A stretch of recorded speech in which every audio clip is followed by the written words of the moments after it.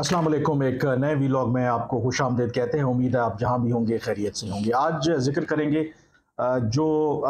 Landmark development हुई है, जिसे लैंडमार्क डेवलपमेंट या तारीखी डेवलपमेंट ही कहा जा रहा है कि पहला जो रशियन शिप है वो तेल लेकर पाकिस्तान पहुंच गया है और वो कराची पोर्ट पर जो तेल है वो अनलोड हो रहा है। ये सिग्निफिकेंट डेवलपमेंट है इन द सेंस कि ये तारीख में पहला पहला मौका है कि जब पाकिस्तान ने रूस से जो क्रूड ऑयल है वो इंपोर्ट किया है। ये क्यों सिग्निफिकेंट है, इसके दो तीन पहलू हैं। एक जो सबसे इम्पोर्टेंट पहलू जिसके बारे में आप जानना चाहते हैं और हर शख्स इस वक्त इस बारे में वो इसको एक क्यूरियोसिटी है कि क्या जो रूस से तेल हम ले रहे हैं, एक तो इसकी कीमत क्या है, कितना डिस्काउंट हमें मिला है, और अगर ये सस्ता तेल हम ले रहे हैं तो क्या आइंदा आने वाले दिनों में, महीनों में जो पाकिस्तान के अंदर तेल है उसकी कीमतों में क्या कमी वाक़ई होगी। दूसरा इसका जो जिक्र करेंगे वो उसकी डिप्लोमेटिक यानी कि सिफारती तौर पर इसकी क्या सिग्निफिकेंस है, क्योंकि हमें ये नहीं भूलना चाहिए कि इस वक्त जो रूस है उसके ऊपर मगरब ने, खास करके अमेरिका और उनके जो बाकी इत्तहादी हैं, पाबंदियाँ आयद कर रखी हैं। और जो रूस जो यूक्रेन जंग से पहले या इन्वेजन करने से पहले जो तेल एक्सपोर्ट करता था मगरबी मंडियों को, वो अब पाबंदियों की वजह से नहीं कर पा रहा, तो वो नई मंडियों की तलाश में है। तो पाकिस्तान के कॉन्टेक्स्ट में ज़ाहिर है कि पाकिस्तान के ऊपर माजी में भी दबाव रहा कि ये जो रूस यूक्रेन का तनाज़ा है इसमें पाकिस्तान से कहा जाता रहा कि वो मगरब की हिमायत करें। और अब पाकिस्तान अगर ये तेल इंपोर्ट कर रहा है रूस से और आगे भी इरादा रखता है, तो इसकी जो जियो पोलिटिकल इम्प्लिकेशंस हैं वो पाकिस्तान के लिए क्या होंगी। लेकिन सबसे पहले आई थिंक इस मुआहदे के हवाले से बहुत सी चीज़ें हैं जो अभी तक लोगों को पता नहीं है और जिसके ऊपर ज़्यादा डिस्कशन नहीं हुई। सबसे पहले ये जो 1 लाख बैरल जो टन जो सबसे पहले जो शिप जो है वो 1 लाख मेट्रिक टन जो क्रूड ऑयल है रशिया से वो पाकिस्तान इंपोर्ट कर रहा है। और क्योंकि जो 1 लाख मेट्रिक टन जो एक बड़ा शिप था वो पाकिस्तान की जो कराची की पोर्ट है वो इतनी सलाहियत नहीं रखती कि वो उसको हैंडल कर सके, तो ओमान में फिर दो छोटे जहाज़ों में इसको लाया जा रहा है। यानी कि 45,000 मेट्रिक टन जो तेल है वो पहुंचा है कराची पोर्ट पर, और अगले आइंदा आने वाले दिनों में मज़ीद जो 50,000 मेट्रिक टन तेल है वो रूस का पाकिस्तान पहुंच जाएगा। अब इसके अंदर जो सबसे इम्पोर्टेंट बात है कि ये तेल की जो कीमत है वो हमें कितने में ये मिला है। जो हमारे पास मालूमात हैं कि जो भी इस वक्त जो ब्रेंट क्रूड ऑयल या जो इंटरनेशनल मार्केट में जो क्रूड ऑयल की कीमत है उससे 16 से लेकर $18 पर बैरल जो है ये तेल हमें सस्ता मिला है। यानी कि आप अगर इमेजिन करें कि अगर इंटरनेशनल मार्केट में इस वक्त क्रूड ऑयल की कीमत $70 पर बैरल है, तो पाकिस्तान को इस डील के तहत ये जो रूस ने तेल दिया है, ये जो 1 लाख मेट्रिक टन जो तेल पाकिस्तान आ रहा है वो कोई $52 पर बैरल यानी कि $18 पर बैरल जो है पाकिस्तान को डिस्काउंट दिया गया है। अब क्या ये जो $18 पर बैरल का पाकिस्तान को डिस्काउंट दिया गया है, क्या इसका जो इम्पैक्ट है वो पाकिस्तान की कीमतों पर होगा, इसके ऊपर भी बात करेंगे। दूसरा जो डिस्कशन हो रही है कि पाकिस्तान, क्योंकि रूस के ऊपर पाबंदियां हैं, आप जो पाकिस्तान और रूस के दरमियान भी जो तिजारत है वो बहुत ज़्यादा नहीं है। उसकी एक बहुत बड़ी वजह ये है कि आप जो ट्रांजैक्शन है फाइनेंशियल वो करना एक बहुत बड़ा चैलेंज है। तो इसकी जो पेमेंट है वो किस तरीके से की गई है। 3 ऑप्शन दिए थे रूस ने, जो हमारी इतलात हैं। एक कि या तो वो रशियन जो करेंसी है रूबल, उसमें पाकिस्तान पे करे रूस को। दूसरा उन्होंने ऑप्शन दिया था चाइनीज़ करेंसी यानी कि युआन में वो पे कर सकते हैं। और तीसरा उन्होंने दिया था यूएई दिरहम। 3 करेंसीज़ में उन्होंने कहा था कि पाकिस्तान अगर किसी भी एक करेंसी में पेमेंट करना चाहे तो वो दे दे।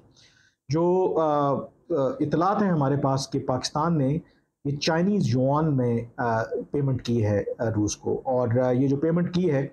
ये चाइना का एक बैंक है, वहाँ पर इसका लेटर ऑफ क्रेडिट खोला गया है और वहाँ से ये जो पेमेंट है चाइनीज़ युआन में की गई है। अब इसमें लोग ये बात कर रहे हैं कि देखें ये तो पाकिस्तान के लिए बड़ी ज़बरदस्त खबर है, क्योंकि हमारे पास एक बैलेंस ऑफ पेमेंट का क्राइसिस है। हमारे पास तकरीबन $4 अरब इस वक्त स्टेट बैंक ऑफ पाकिस्तान के पास मौजूद है। जो एक माह की इंपोर्ट के लिए काफ़ी हैं। और अगर हम डॉलर के अलावा किसी और करेंसी में तेल इंपोर्ट कर सकते हैं, क्योंकि जो इंपोर्ट बिल अगर हम बात करें तो उसमें सबसे बड़ा जो शेयर है वो जो तेल की मसनूआत या तेल की जो प्रोडक्ट्स हम इंपोर्ट करते हैं वो उसी का ही है। और अगर हम रूस से तेल जो है डॉलर के बजाय किसी और करेंसी में ले रहे हैं, तो क्या इससे जो पाकिस्तान के अंदर किसी हद तक जो बैलेंस ऑफ पेमेंट का जो क्राइसिस है वो कम होगा? आई थिंक इसमें थोड़ी सी लोगों को मिसपरसेप्शन है कि अगर चाइनीज़ युआन में ये पेमेंट की गई है, लेकिन वो युआन ख़रीदने के लिए भी आपको डॉलर्स चाहिए। तो इसलिए ये कहना कि अगर चाइनीज़ करेंसी में हमने पेमेंट की है रूस को, तो इसका मतलब है कि हमें डॉलर्स की ज़रूरत नहीं है। आई थिंक ये तासुर बिल्कुल ठीक नहीं है। दूसरा, जो मुझे कुछ लोगों से मेरी बात हुई, जो 3 ऑप्शन हमें दिए गए थे कि पाकिस्तान को ऑप्शन दिया गया था कि आप दिरहम यानी कि यूएई दिरहम में भी ये पेमेंट कर सकते हैं, क्योंकि एक बहुत बड़ी तादाद पाकिस्तानियों की यूएई में रहती है। और जो हर माह हमें जो दिरहम जो आते हैं यूएई से, जो रेमिटेंस आते हैं, तो कुछ लोगों का ख्याल है कि शायद पाकिस्तान को चाइनीज़ युआन के बजाय अगर वो दिरहम में ये पेमेंट करते तो शायद आपको जो डॉलर्स हैं वो डॉलर्स ख़रीदने की ज़रूरत ना पड़ती, तो आप दिरहम में भी उसको पे कर सकते, तो शायद आपके लिए वो बेहतर ऑप्शन होता। लेकिन अगेन, जो अगर आप दिरहम में भी अगर आप पे करते तो वो आपको जो रेमिटेंस आ रही है उसी में से पे करते, तो अगेन कोई उसका जो इम्पैक्ट है, जो बैलेंस ऑफ पेमेंट का हमारा इशू है, उस पर बहुत ज़्यादा ना होता। हाँ, ये ज़रूर है कि चाइनीज़ करेंसी में यानी कि चाइना के बैंक में एलसी खोलने का फ़ायदा ये हुआ कि कम से कम वो जो बात कही जा रही थी कि रूस के ऊपर पाबंदियां हैं तो पाकिस्तान उनको पेमेंट कैसे करेगा, एटलीस्ट उसका जो रास्ता है वो तलाश कर लिया गया है। अब जो दूसरी बात है, जो सबसे आम जो सवाल लोग जानना चाहते हैं, मैंने आपको जो इसकी कीमत है उसके बारे में तो बता दिया कि जो इंटरनेशनल मार्केट में जो भी क्रूड की प्राइस है उससे तकरीबन $18 पर बैरल कम जो है रूस ने हमें ये कीमत ऑफ़र की है। अब क्या इसके नतीजे में अगर ये रेगुलर सप्लाई शुरू हो जाती है तो तेल की कीमतों में पाकिस्तान के अंदर कोई उसका मस्बत असर पड़ेगा? जो मुसद्दिक मलिक साहब हैं, minister of state for petroleum, उनका तो ख्याल है कि अगर रेगुलर बेसिस पे होती है तो डेफिनेटली इस से पाकिस्तान के अंदर जो कीमतें हैं तेल की वो कम होंगी। लेकिन इसके अंदर 2-3 जो बहुत इंपॉर्टेंट चीज़ें हैं। सबसे पहले, ये जो 1 लाख मेट्रिक टन जो तेल पाकिस्तान आया है, ये बुनियादी तौर पर एक पायलट प्रोजेक्ट के तहत आया है। ये एक टेस्ट केस है। वो टेस्ट केस क्यों है ये मैं आपको बताता हूँ। क्योंकि एक तो जो सबसे इम्पोर्टेंट चीज़ है, जो हम इस वक्त जो तेल इंपोर्ट करते हैं, 3 जो हमारे बड़े जो हम जहाँ से मुल्क हैं इंपोर्ट करते हैं, सबसे बड़ा शेयर सऊदी अरब का है, फिर यूएई से हम इंपोर्ट करते हैं और फिर कुवैत से करते हैं। और ये रशिया जो है ये नया आप कह सकते हैं कि एक हमारा क्लाइंट है, जिससे हम तेल इंपोर्ट करने की एक कोशिश कर रहे हैं। जो एक पहली जो शिप आई है, तो उसमें जो सबसे इम्पोर्टेंट बात है कि जो इस वक्त जो असेस किया जा रहा है, ये मैंने आपको कहा कि ये एक टेस्ट केस है। टेस्ट केस कैसे है कि इसमें ये असेस किया जाएगा कि ये जो रशियन क्रूड है, क्या जो पाकिस्तान की रिफाइनरीज हैं जब उनको रिफ़ाइन करेंगी तो उनको रिफ़ाइन करने के बाद जो इसकी प्रोडक्ट्स निकलती हैं, बाय प्रोडक्ट्स, क्या पाकिस्तान के लिए फिजिबल हैं? जो इनिशियल असेसमेंट है, जो पाकिस्तान में एक्सपर्ट्स हैं उनके ख्याल में, जो हमें गल्फ़ से तेल आता है, उसकी जो क्वालिटी है क्रूड की वो ऐसी है कि हमें तकरीबन जो उसमें से 35% जो है वो आप कह सकते हैं कि फर्नेस ऑयल उसमें से निकलता है, और बाकी जो है उसमें से डीजल, जो पेट्रोलियम की बाकी प्रोडक्ट्स निकलती हैं। तो इसलिए जो गल्फ़ कंट्री से हमें जो क्रूड आता है उसकी क्वालिटी वो बहुत बेहतर है। लेकिन जो रशिया से जो तेल आ रहा है, जो रशियन क्रूड आ रहा है, उसके बारे में जो इनिशियल असेसमेंट है वो ये कहा जा रहा है कि 50% जो है इसमें से वो फर्नेस ऑयल निकलेगा, और बाकी जो 50% है उसमें से फिर अब ये नहीं पता कि कितना डीजल, कितना जो बाकी पेट्रोल निकलेगा। अब ये क्यों बहुत बड़ा इशू है?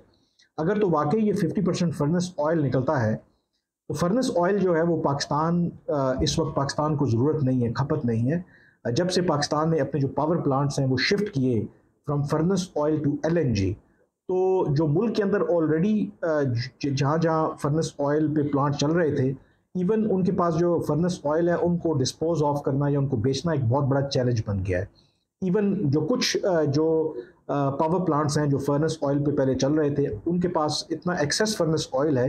कि वो सस्ते दामों जो हैं, इवन जो बहुत सी जो रिफाइनरीज हैं वो लॉस में जो है वो उसको फिर एक्सपोर्ट कर रही हैं। तो अगर तो 50% इसमें से फर्नेस ऑयल निकलता है, तो जो एक्सपर्ट्स की राय है तो ये तो फिर पाकिस्तान के लिए बिल्कुल भी, इवन कि आपको डिस्काउंटेड रेट पे मिलता है तब भी आपके लिए फीजिबल नहीं है। तो अगर आपको डिस्काउंट मिल भी रहा है तो शायद आपको फिर बहुत ज़्यादा डिस्काउंट चाहिए। तो ये जो 1 लाख मैट्रिक टन जो इस वक्त तेल हमने इंपोर्ट किया है रशिया से, ये इसी बारे में है कि एक पायलट प्रोजेक्ट है कि ये असेस किया जाएगा जो ऑयल रिफाइनरीज हैं इसको रिफाइन करेंगी और उसके बाद जो अपनी फाइनल रिपोर्ट है वो देंगी कि इसके अंदर कितना फर्नेस ऑयल हमें निकल रहा है, कितना डीजल, कितना पेट्रोल और इस तरह की जो बाकी तेल की मसनूआत इसमें से निकल रही हैं। तो बेस्ड ऑन दैट फिर जो है प्राइसिंग मैकेनिज्म रशिया के साथ डिसाइड किया जाएगा और फिर देखा जाएगा कि हमें कितना डिस्काउंट जो है वो चाहिए। और दूसरा एक और जो सबसे इम्पोर्टेंट चीज़ है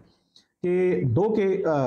अभी जो ये पहली शिप आई है, हमें सस्ता तेल डेफिनेटली डिस्काउंटेड मिला है रूस से,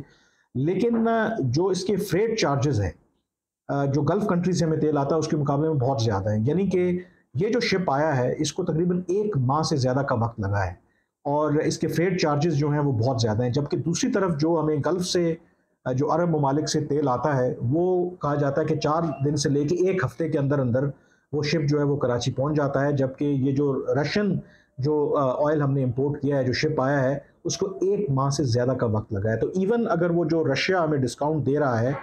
तो ऐन मुमकिन है कि वो जो फ्रेट है वो इतना ज़्यादा है कि at the end of the day हमें प्राइस वही पड़ेगी जो हम बाकी ममालिक से इस वक्त जो सऊदी अरब, यूएई या कुवैत से तेल खरीद रहे हैं। तो ये भी एक असेस करने वाली इस वक्त सिचुएशन है। इसको भी देखने वाली बात है कि क्या अगर हमें सस्ता तेल रूस से मिलता भी है तो जो फ्रेट है क्या वो ज़्यादा होने की वजह से फिर ये ना हो कि वो जो सारा फ़ायदा है वो हमें हो ना सके। तो इस बारे में भी असेसमेंट की जाएगी। तो जो तमाम आपके सवालों के जवाब हैं कि लोग जो पूछना चाह रहे हैं कि क्या इमीडिएटली तेल सस्ता होगा, बिल्कुल इमीडिएटली तेल रूस का तेल आने की वजह से सस्ता नहीं होगा। इसके लिए हमें इंतज़ार करना होगा। ये जो 1 लाख मैट्रिक टन तेल पाकिस्तान में आया है रूस से, इसको जब रिफ़ाइन किया जाएगा इसके बाद एक फ़ाइनल रिपोर्ट जो है वो ये ऑयल रिफाइनरीज बनाएंगी, गवर्नमेंट ऑफ पाकिस्तान को देंगी, गवर्नमेंट ऑफ पाकिस्तान फिर रूस के साथ शेयर करेगी और बेस्ड ऑन दैट फिर डिसाइड किया जाएगा कि क्या पाकिस्तान रेगुलर बेसिस पे रूस से तेल इंपोर्ट करे या ना करे। Having said that I think ये तो चीज़ें चलती रहेंगी। इसका जो दूसरा पहलू है वो डिप्लोमेटिक है। आई थिंक वो बहुत बड़ा एक सिग्नलिंग है ऑन पार्ट ऑफ पाकिस्तान, क्योंकि पाकिस्तान माजी में अगर आप देखें तो अमेरिका के कैंप पर रहा, हम अमेरिका के इत्तेहादी रहे, रूस के ख़िलाफ़ रहे, लेकिन कई अरसे से खामोशी के साथ पहले पाकिस्तान और रूस जो अपने एक सर्द जंग के दौरान एक दूसरे के ख़िलाफ़ थे, उन ताल्लुकात को या उन जो एक टेंशन्स थी उसका फेस था उसको ओवरकम करने की हम कोशिश करते रहे। और अब एक ऐसी स्टेज पे हम आ गए हैं कि ये ऑप्शंस भी एक्सप्लोर कर रहे हैं कि हम रशिया से तेल भी जो है वो इंपोर्ट करें। और इसमें जो दूसरा जो इम्पोर्टेंट फैक्टर है कि पहले शायद इतना फीजिबल इसलिए नहीं था कि जब जो अरब ममालिक थे, ख़ास करके जो सऊदी अरब है वो अमेरिका के कैंप में था, तो शायद क्योंकि हम ज़्यादातर तेल जो है वो वहीं से लेते हैं अरब ममालिक से और डेफर्ड पेमेंट पे लेते हैं, तो जाहिर है कि वो तो नहीं चाहेंगे कि पाकिस्तान किसी और से, रूस से ये तेल ख़रीदे। लेकिन क्योंकि अब जो ख़त्े में तब्दीलियाँ आई हैं, अगर आप देखें कि जो चाइना और सऊदी अरब आपस में करीब हो रहे हैं, सऊदी अरब और रूस आपस में करीब हो रहे हैं, सऊदी अरब और बाकी जो अरब ममालिक हैं उनके जो इंटरेस्ट हैं वो now it appears they are at conflict with the west और यूएस। तो उस लिहाज से बहुत से जो कुछ जो जियो स्ट्रेटिजिक पॉलिटिक्स को देखते हैं माहिरीन हैं, उनका ख्याल है कि एक नेशनल अलायंस बन रहा है जिसमें चाइना है, जिसमें रशिया है, जिसमें ये सऊदी अरब और बाकी ये अरब ममालिक हैं, उसमें ईरान भी है और उसमें पाकिस्तान भी जो है फिर इम्पोर्टेंट प्लेयर है। तो इस कॉन्टेक्स्ट के अंदर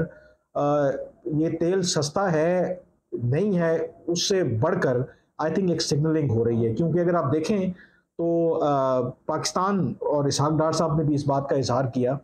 कि पाकिस्तान ने तमाम IMF की शराइत मंजूर की, लेकिन उसके बावजूद जो है सम और दी अदर जो प्रोग्राम है वो बहाल नहीं हुआ और उनका ख्याल है कि पाकिस्तान के खिलाफ एक जियो पॉलिटिक्स खेली जा रही है। तो इस कॉन्टेक्स्ट में भी ये जो रशियन ऑयल जो हमने इंपोर्ट किया है ये सिग्निफिकेंट है। बट नेवरदलेस जो इम्पोर्टेंट आई थिंक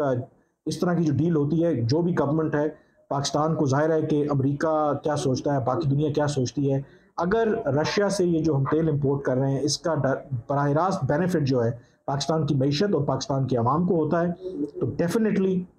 हमें इस अपॉर्चुनिटी से फ़ायदा उठाना चाहिए। और ये जो अभी स्टेप लिया है it is in the right direction, यानी कि पहला स्टेप यही था कि बातें तो वैसे बहुत ज़्यादा हो रही थी, लेकिन पहला स्टेप यही था कि एज अ टेस्ट केस के तौर पर आप रशिया का जो ऑयल है वो पाकिस्तान मंगवाएं, उसको रिफ़ाइन करें, रिफ़ाइन करने के बाद जो फाइनल फिजिबिलिटी बने और फिर वो रूस के सामने रखें कि आप जो डिस्काउंटेड रेट पे हमें तेल ऑफर कर रहे हैं, तो अगर इतना हमें आप डिस्काउंट करेंगे तो शायद बहुत ज़्यादा इम्पैक्ट नहीं पड़ेगा, हमारे लिए कोई इंसेंटिव नहीं है कि हम जो है वो तेल आपसे इंपोर्ट करें। और उस फिजिबिलिटी आने के बाद आई थिंक जो फाइनल अग्रीमेंट है, अगर ये चीज़ें अकॉर्डिंग टू द प्लान जाती हैं तो फिर हो सकता है कि पाकिस्तान और रूस के दरमियान बाकायदा तौर पर एक मुआहदा हो जिसके तहत जो है पाकिस्तान रेगुलरली जो है वो रूस से तेल इंपोर्ट करे। और जो मैंने आपको कहा कि पाकिस्तान ने एक रास्ता तो निकाल लिया कि पैसों को ट्रांसफ़र कैसे करना है, वो तो चाइनीज़ के थ्रू, यानी कि चाइनीज़ बैंक के थ्रू युआन में हम वो पेमेंट्स करेंगे, तो वो भी उसका रास्ता निकाल लिया गया है। लेकिन जाहिर है कि अगर इस डील के आप समरात जो पाकिस्तान के अवाम चाहते हैं कि कब उनको मिलेंगे, उसके लिए मेरे ख्याल में हमें कुछ इंतज़ार करना पड़ेगा। कुछ ऐसे मंसूबे होते हैं जो उनके लॉन्ग टर्म इम्पैक्ट होते हैं, but again I would say that it is step in the right direction. आज के वीलॉग से इतना ही, मुझे अब इजाज़त दीजिए। अल्लाह हाफिज़।